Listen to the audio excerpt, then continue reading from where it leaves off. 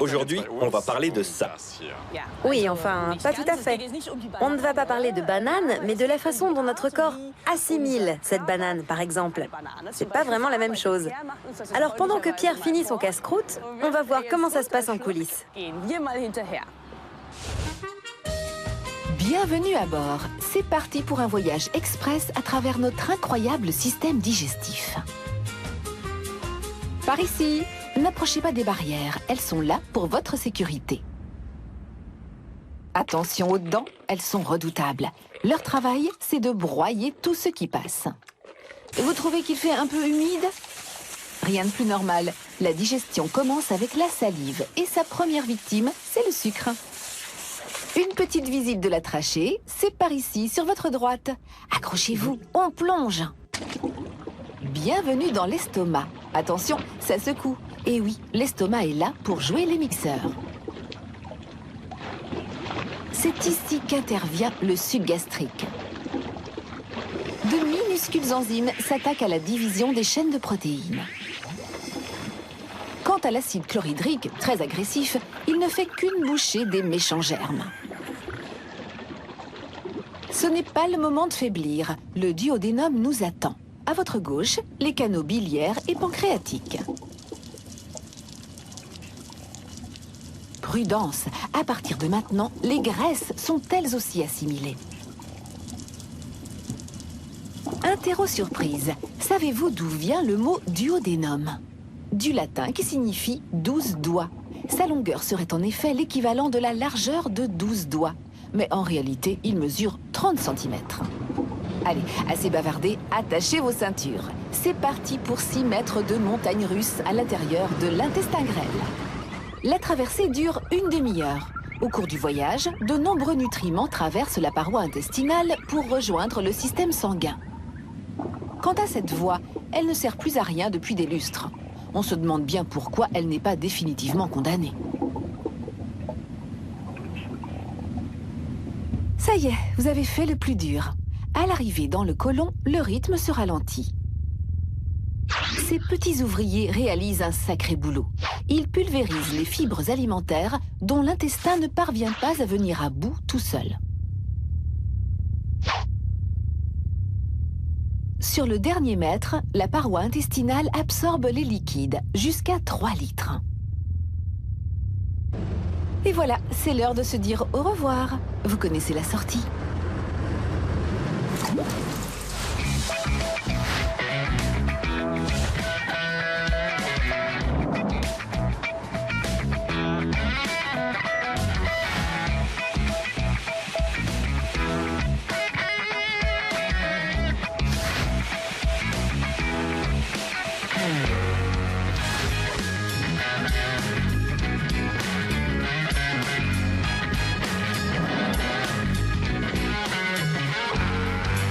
Très appétissant notre sujet du jour. Oui, on a bien choisi. Et voici encore une petite chose très sympa, 20 mètres de long, 800 kilos. Il s'agit d'un intestin humain géant. Oui. En vrai, le nôtre est un peu plus petit, mais il fait tout de même 8 mètres de long. Et oui, on promène tout ça à l'intérieur de notre corps. On est donc en droit de se demander ce qui se passe exactement le long de ces 8 mètres et quel danger nous y guette. Pour le savoir, nous nous sommes rendus à la frontière entre l'Allemagne et les Pays-Bas, plus exactement à Gronau, Où se trouve en ce moment cet intestin gonflable. Il voyage dans toute l'Europe dans le cadre d'une campagne de prévention. On y va ?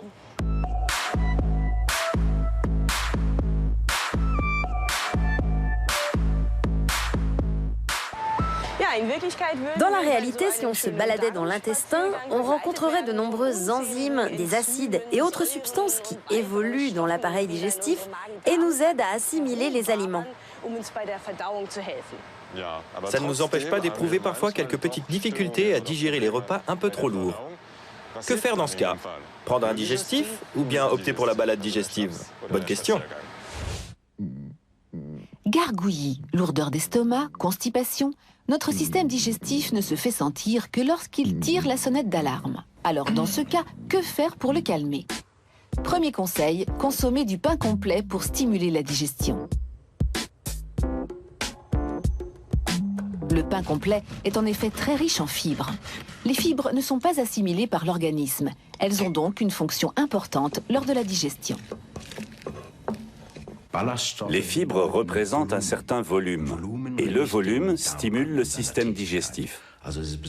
C'est particulièrement important en cas de constipation, car les fibres gonflent dans l'intestin et augmentent le volume du bol alimentaire. Deuxième petit truc de grand-mère, les fruits séchés. Non seulement ils se conservent longtemps, mais en plus, ils peuvent remotiver un intestin paresseux. Alors, mamie a-t-elle raison? Il est vrai que les fruits séchés sont bons pour le transit. Autrefois, on séchait les fruits parce qu'on n'en avait pas l'hiver, et cela permettait de les stocker pendant de longs mois. Aujourd'hui, ce n'est plus indispensable, mais ils restent quand même très bons pour la digestion. Tout comme les fruits frais, ils sont riches en fibres et possèdent des sucres que nous ne pouvons pas assimiler, mais qui favorisent le transit intestinal. Pour contrer la constipation, il y a aussi l'exercice. Le sport donne des ailes à la digestion. Bouger fait aussi fonctionner les muscles internes. L'exercice est l'alpha et l'oméga de la digestion. La nuit, on a rarement besoin d'aller aux toilettes. Parfois pour uriner, mais pas pour déféquer. L'envie n'arrive que le matin, quand on se lève. Il s'agit d'un phénomène dû au mouvement. Beaucoup de gens souffrent de constipation par manque d'exercice. Enfin, pour donner un petit coup de pouce à la digestion, certains n'hésitent pas à s'offrir un verre d'eau de vie en fin de repas. Après tout, ce n'est pas pour rien que cela s'appelle un digestif. Alors, à votre santé ou pas? On croit souvent qu'un verre d'alcool fort aide à mieux digérer le gras. Mais ce gras est décomposé par les acides biliaires et la lipase pancréatique. Prendre un digestif ne sert donc à rien. En somme, mieux vaut troquer la vodka au profit de l'eau. Bien s'hydrater est en effet indispensable pour bien digérer.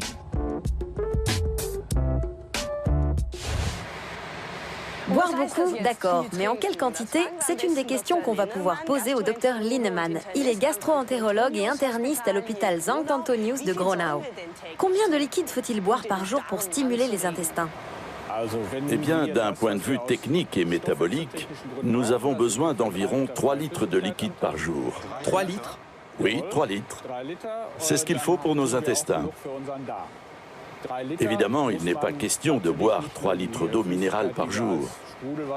Ce chiffre inclut également l'eau qui se trouve dans les repas, dans les légumes et les fruits, ce qui est loin d'être négligeable. Dans quoi trouve-t-on les précieuses fibres? En Allemagne, on a de la chance parce qu'on a l'habitude de consommer du pain noir, du pain complet, ainsi que beaucoup de muesli très riche en fibres. On trouve également des fibres dans les fruits et légumes, en particulier dans les différentes variétés de choux. Alors en France, il faut manger plus de légumes pour compenser l'absence de pain noir. Oui, cela dit, il n'a pas été prouvé que les Français vivent moins longtemps que les Allemands ou souffrent davantage de maladies intestinales. Bien sûr. On sait que de nombreuses bactéries vivent à l'intérieur de notre intestin. À quoi elles servent exactement? En théorie, l'être humain pourrait se passer de bactéries pour digérer les aliments. Mais dans l'intestin, il fait humide, il y a de quoi manger, il fait bien chaud. Impossible d'empêcher les micro-organismes de s'y développer. Et c'est une bonne chose, car une flore intestinale équilibrée est indispensable. Les bactéries se neutralisent mutuellement et ainsi elles ne troublent pas la digestion. Oui, et là où il y a des bactéries, il y a du gaz. Vous voyez, chers téléspectateurs, aujourd'hui, pas de tabou. Heureusement, pour lutter contre ce petit désagrément, il existe soi-disant un remède naturel capable de faire des miracles. Le cumin, l'une des plus anciennes épices connues. Les anciens Égyptiens en déposaient dans les tombeaux des défunts en guise d'offrande pour les accompagner dans leur dernier voyage. Pour les Romains, le cumin était si précieux qu'il était gardé par des esclaves. Au cours de l'histoire, le cumin a également été estimé pour ses vertus curatives. Depuis toujours, on prétend qu'il soulage les ballonnements. À raison? Pour le savoir, il faut d'abord comprendre comment les ballonnements apparaissent. Il s'agit d'un phénomène parfaitement normal. Chaque jour, nous laissons échapper plus d'1 litre de gaz. Selon ce que nous mangeons, ce chiffre peut très vite grimper. Les repas gras et riches en fibres avalés trop vite peuvent provoquer des ballonnements. Les coupables, ce sont surtout les légumineuses, de nombreuses variétés de choux, ainsi que l'ail et l'oignon. Ils sont excellents pour la santé, mais font malheureusement terriblement gonfler. Ils peuvent parfois décupler la pression à l'intérieur de l'abdomen, ce qui est très désagréable. Le problème de ces aliments, c'est qu'ils sont très difficiles à digérer. En clair, le bol alimentaire s'achemine vers le côlon, alors qu'à l'intérieur de l'intestin grêle, les enzymes digestives n'ont pas tout à fait terminé leur travail. Les restes non digérés sont décomposés par les bactéries à l'intérieur du côlon. Ce faisant, elles produisent beaucoup de gaz et celui-ci doit évidemment s'évacuer. C'est là qu'intervient le cumin. Il contient des huiles essentielles qui stimulent l'irrigation sanguine de l'intestin grêle. Elles favorisent ainsi la fabrication d'enzymes digestives. Résultat, la quantité de nourriture non digérée qui arrive dans le côlon est réduite. Voilà comment le cumin lutte contre les ballonnements. Ce n'est donc pas un hasard si depuis des siècles, de nombreux plats sont parfumés au cumin. Il peut également être consommé sous forme d'infusion, une demi-cuillère à café de graines de cumin réduites en poudre à laisser infuser pendant 15 minutes et ce 3 fois par jour. Voilà qui fait des merveilles. L'anis et le fenouil ont également les mêmes propriétés. Question de goût. Une chose est sûre, il suffit de découvrir les miracles que peuvent accomplir ces plantes pour qu'elles redeviennent aussi précieuses que jadis. Une fois de plus, on voit bien que la nature nous offre tout ce dont nous avons besoin. Alors autant les utiliser, ces plantes médicinales, comme le faisaient les médecins de nos ancêtres. Les scientifiques ne se contentent pas d'étudier ce qui se passe à l'intérieur de nos intestins, ils observent également ce qui arrive au moment de l'évacuation. Cette expérience ne ressemble à aucune autre. Elle consiste à observer ce qui se passe une fois que nous avons tiré la chasse d'eau. Peut-être l'un des derniers mystères de l'humanité. Et surtout, un sujet tabou. Mette Demiris, lui, a décidé de l'évoquer ouvertement. Il enseigne les techniques d'assainissement à l'Université des sciences appliquées de Gelsenkirchen. Les petits coins n'ont aucun secret pour lui, pas plus que leur contenu.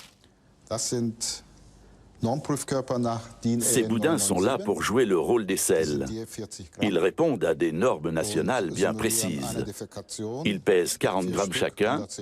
On en évacue 4, soit 160 grammes. On les jette dans les toilettes, puis on tire la chasse d'eau.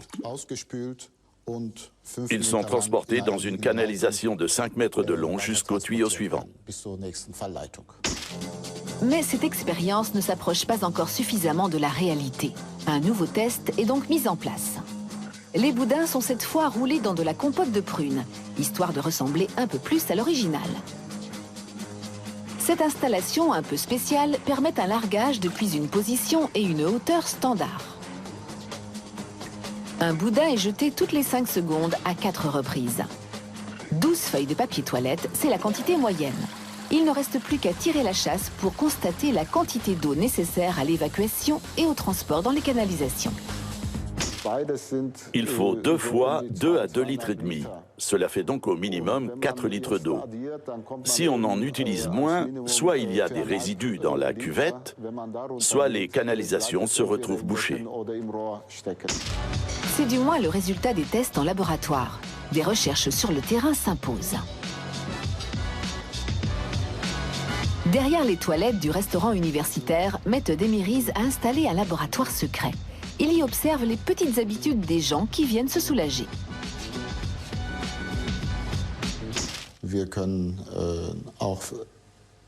D'ici, je peux savoir combien de temps les gens passent aux toilettes, à quel moment ils y viennent, à quelle fréquence, le tout de façon parfaitement anonyme.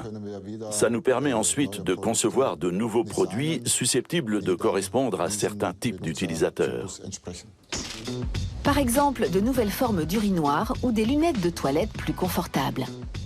Le système d'observation de l'évacuation des eaux usées développé par le professeur Demiris est unique au monde. Il lui a permis de mettre le doigt sur le véritable problème de la recherche sanitaire, les femmes. Beaucoup de femmes bâtissent une sorte de nid avec le papier toilette.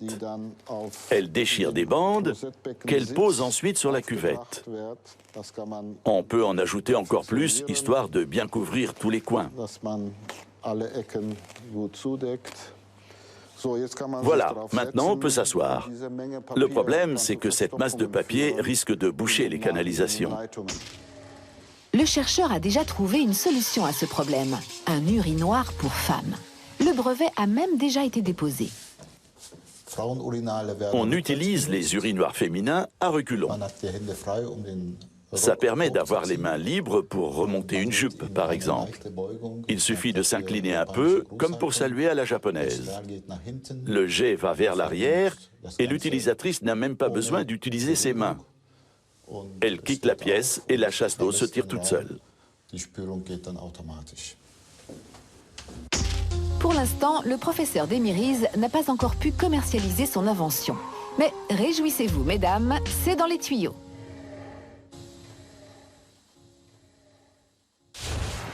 Un urinoir féminin. Depuis le temps qu'on attendait ça. Ce n'est pas très confortable, mais au moins ça muscle les cuisses. Oui. Espérons juste que ce bon professeur n'en a pas marre de passer autant de temps le nez dans les toilettes. Nous, on a fini la visite de l'intestin géant. Maintenant, direction l'hôpital Sankt Antonius, ici à Gronau. On va voir comment dépister et traiter les maladies qui peuvent toucher les intestins.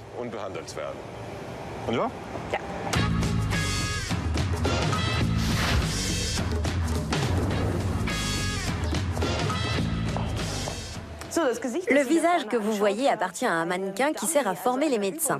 Et à nos côtés, nous avons le vrai professeur Linnemann en chair et en os. Ce tuyau vous permet de pratiquer une coloscopie. Ça sert à quoi exactement? Il s'agit plus précisément d'un endoscope, un tube haute technologie. La pièce maîtresse de ce dispositif, c'est une manette qui nous permet d'orienter l'appareil dans toutes les directions. Le bout du tube est muni d'un système d'éclairage et d'une caméra qui nous envoie des images sur un écran. Plusieurs instruments nous permettent également de réaliser de petites interventions.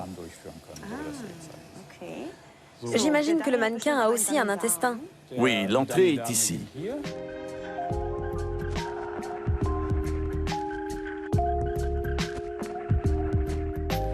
Quelles sont les pathologies qu'on peut détecter avec cet endoscope? Surtout les néoplasies, des tissus de formation récente qui constituent une tumeur bénigne, comme les polypes, ou cancéreuse. Et puis les maladies inflammatoires de l'intestin. Le cancer colorectal est la deuxième forme de cancer la plus répandue. Pourquoi est-ce qu'on le dépiste souvent trop tard?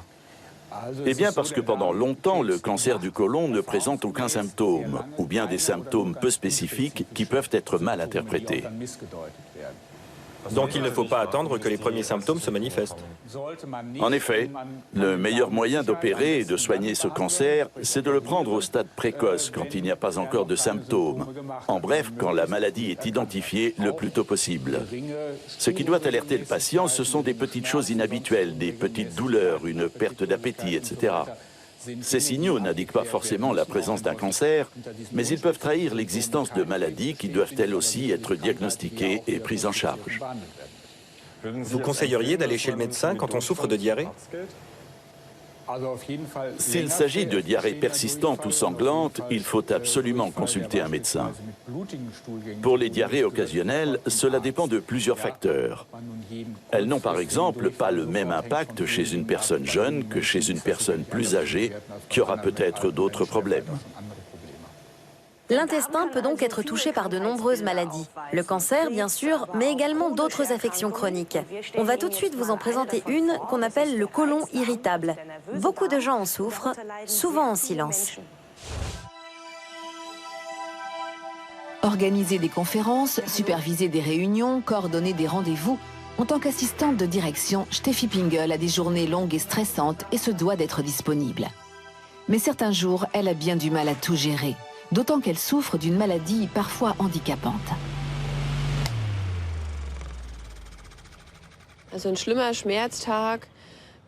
Les mauvais jours, je souffre de diarrhée aiguë, surtout le matin et de façon très rapprochée. Il n'est pas rare que j'aille aux toilettes 4 fois dans la matinée. J'ai des maux de ventre qui s'apparentent à des crampes et j'ai l'impression de devoir aller aux toilettes sur le champ, que ça n'attendra pas une minute de plus. Les troubles ont commencé il y a 10 ans, alors que Steffi était encore étudiante. Depuis, ils n'ont fait qu'empirer. La jeune femme a remarqué que pratiquement tous les aliments censés être bons pour la santé aggravent ses symptômes. Aujourd'hui, elle ne consomme donc pratiquement plus de fruits et de légumes. Sa vie sociale en souffre. Pour citer un exemple, prendre le petit déjeuner avec des amis est très compliqué. En règle générale, je préfère manger chez moi parce que je n'ai pas envie de me priver de tout ou de devoir ensuite passer tout mon temps aux toilettes. Ce n'est vraiment pas agréable. Steffi a passé une multitude d'examens, de la coloscopie aux tests allergiques, longtemps sans résultat probant. Au bout de 8 ans, un diagnostic est enfin établi. Elle souffre de troubles fonctionnels intestinaux, aussi appelés côlon irritable. Les symptômes sont nombreux et variés. Les plus fréquents, maux de ventre, diarrhée, ballonnement ou constipation. En France et en Allemagne, plus de 20 millions de personnes souffrent de ce syndrome. Pourtant, les médecins considèrent souvent le côlon irritable comme une maladie purement psychosomatique, une grosse erreur. De nombreuses études ont prouvé que lorsqu'on souffre de troubles fonctionnels intestinaux, la qualité de vie s'en ressent. C'est vrai pour des maladies plus graves, le diabète par exemple, ou pour des maladies qui nécessitent une dialyse régulière. Aujourd'hui, on sait que le côlon irritable peut être provoqué par un déséquilibre de ce qu'on appelle notre deuxième cerveau, le cerveau abdominal. Il se compose de plus de 100 millions de cellules nerveuses et envoie des signaux au cerveau cérébral. Chez les patients atteints de troubles fonctionnels intestinaux, la communication entre les deux cerveaux est perturbée. Conséquence, les patients souffrent de diarrhée, de constipation, voire parfois des deux. Des symptômes qui peuvent être ceux de certaines maladies plus graves.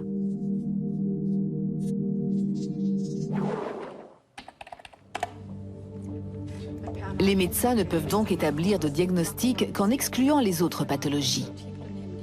Le test au Barostat reste aujourd'hui le seul moyen d'identifier formellement le côlon irritable.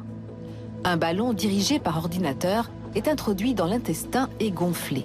Le patient indique ensuite l'intensité de la douleur.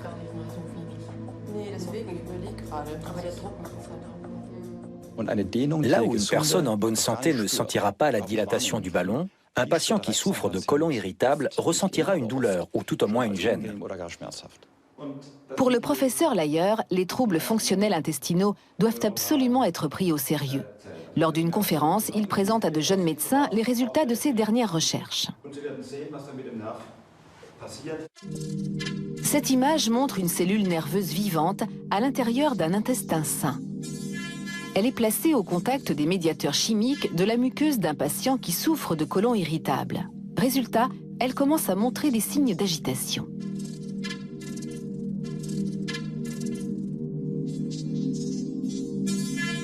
C'est une petite révolution. Cela prouve pour la première fois que les troubles fonctionnels intestinaux n'ont rien de psychosomatique ou d'imaginaire. Il s'agit bien d'une maladie physique de l'intestin. Aujourd'hui, les spécialistes en savent plus sur les origines de cette mystérieuse maladie. Elle peut être déclenchée par des infections intestinales graves, des traitements aux antibiotiques ou des déséquilibres de la flore intestinale. Dépression, angoisse et stress peuvent accentuer les troubles.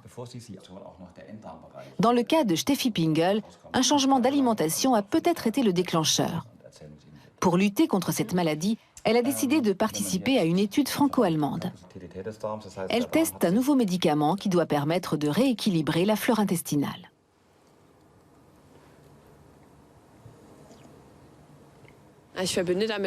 J'ai beaucoup d'espoir en ce nouveau traitement. J'espère vraiment qu'il va me permettre de remonter la pente et de soulager mes douleurs. Je ne veux pas vivre comme ça.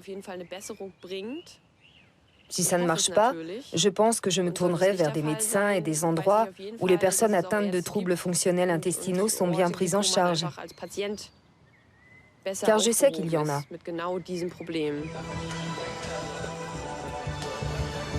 Pour cette jeune femme, pouvoir remanger un morceau de pomme sans souffrir, ce serait déjà une grande victoire.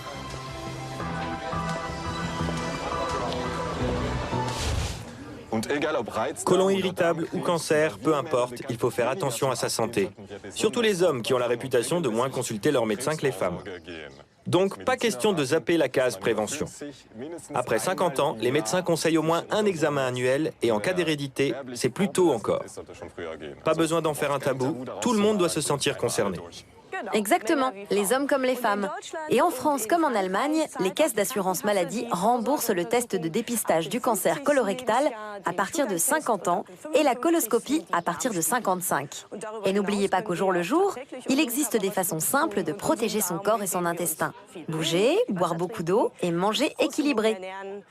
Allez, prenez soin de vous et à bientôt.